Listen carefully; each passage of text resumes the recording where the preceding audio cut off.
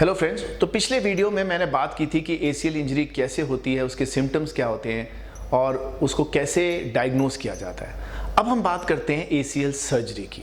जैसे मैंने बताया, अगर कोई भी फिजिकली एक्टिव है, प्रोफेशनल एथलीट है, गेम्स खेलते हैं या for whatever reason he is a professional game athlete और he is an active young individual, then ACL if it is completely torn, अगर टूटा हुआ है, उसकी सर्जरी करा लेनी चाहिए after initial period of 3 to 4 weeks. जब बाकी लिगामेंट सील हो जाएं, we do ask the patient to get operated. So ACL surgery nowadays is recommended for most of the patients. Also अगर हम ACL को नहीं ट्रीट करते हैं तो आगे जाके जल्दी आर्थराइटिस आने के चांसेस हैं. So that is another reason why ACL surgery is done. जैसे मैंने बताया, ACL जो है वो रिपेयर नहीं होता, अपने आप जुड़ता नहीं है ना। हम उसको, अगर कोई चीज़ जैसे टूट जाती है, हम उसको एंड टू एंड स्टिच नहीं कर सकते इस लिगामेंट को। इसको वी हैव टू रिकंस्ट्रक्ट, इसका एक नया लिगामेंट बनता है। और आजकल ये सर्जरी बहुत ही पिन होल इंसिजन से, जिसको हम आर्थ्रोस्कोपी कहते हैं, स्मॉल इंसिजन्स होते हैं, नी के 3 होल्स बनते हैं जिसके थ्रू हम इसको लिगामेंट को रिकंस्ट्रक्ट करते हैं। रिकंस्ट्रक्ट का मतलब आपके नी के आसपास ही हम लिगामेंट्स लेते हैं।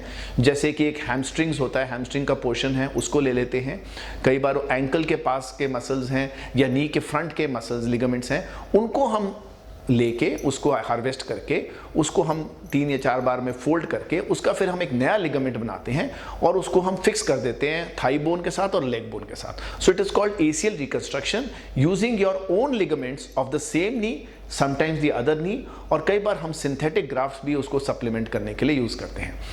So arthroscopic surgery for ACL is a very quick surgery. It is a bloodless, painless surgery. Patient is in the hospital just for 1 or 2 days.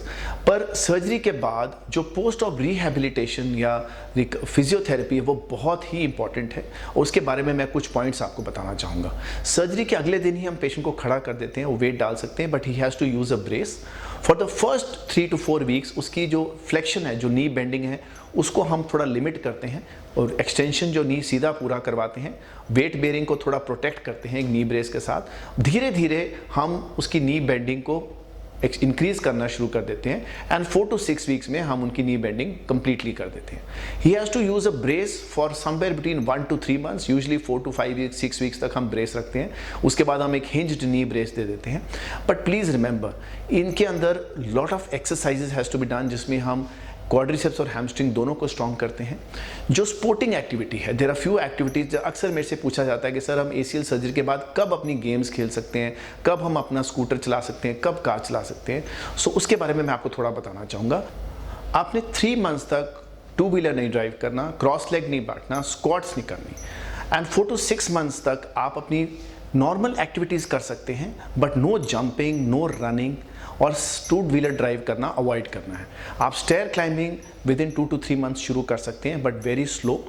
And please remember, जिन्होंने अपनी प्रोफेशनल लेवल गेम्स खेलनी है वो कम से कम उनको 1 साल देना चाहिए। 9 to 12 months is what we recommend. जो नॉर्मल स्पोर्ट्स है आफ्टर 6 months खेल सकते हैं, but professional should not start before 9 to 12 months till your knee strong enough, because देखा गया है कि within the first 2-3 years इसकी री इंजरी के chances of the same knee ligament और sometimes of the opposite knee ligament is very common. So please go slow, supplement your surgery with good rehabilitation exercises. Beyond that, it is a very successful surgery. उस हद तक ये surgery successful है कि ये, जैसे मैंने बताया, आप अपनी प्रोफेशनल लेवल की गेम्स दोबारा शुरू कर सकते हैं। Lot of popular sportsman have had this injury and they have gone back to playing their level of that level of games. So इस सर्जरी से बिल्कुल डरने की ज़रूरत नहीं है, but yes, it needs a good surgeon, a good post of rehabilitation program. Thank you.